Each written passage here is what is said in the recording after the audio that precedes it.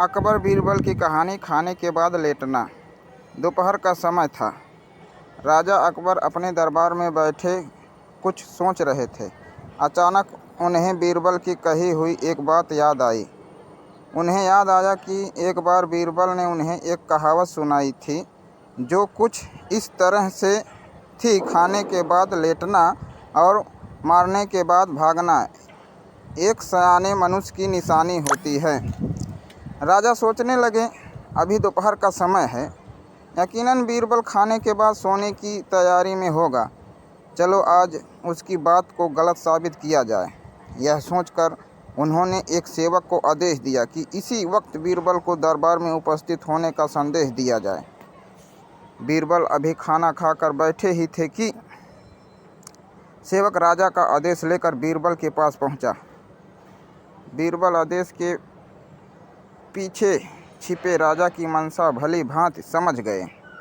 उन्होंने सेवक से कहा, तुम थोड़ी देर रुको, मैं कपड़े बदल कर तुम्हारे साथ ही चलता हूँ। अंदर जाकर बीरबल ने अपने लिए एक तंग पायजामा चुना। पायजामा तंग था तो उसे पहनने के लिए उन्हें बिस्तर पर लेटना पड़ा।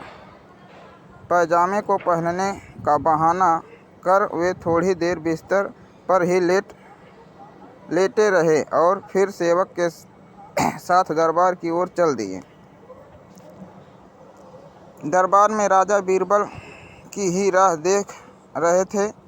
उनके वहां पहुंचते ही राजा ने पूछा, क्यों बीरबल, आज खाने के बाद लेटे थे या नहीं? बीरबल ने जवाब दिया, जी महाराज, जरूर लेटा था। यह सुनकर राजा को बहुत गुस्सा आया। उन्होंने बीरबल से पूछा, इसका मतलब यह है कि तुमने मेरे आदेश का असम्मान किया? तुम उसी समय मेरे सामने क्यों उपस्थित नहीं हुए?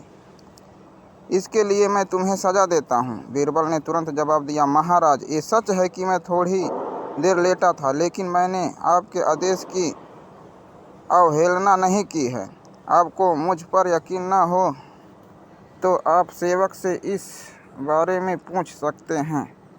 हाँ, ये अलग बात है कि मुझे इस तंग पायजामे को पहनने के लिए बिस्तर पर लेटना पड़ा था।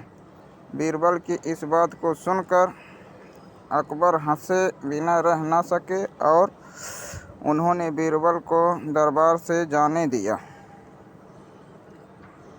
कहानी से सीख।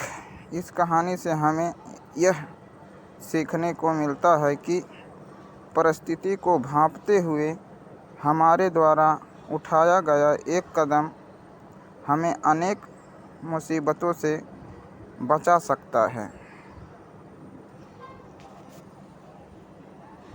Thank you.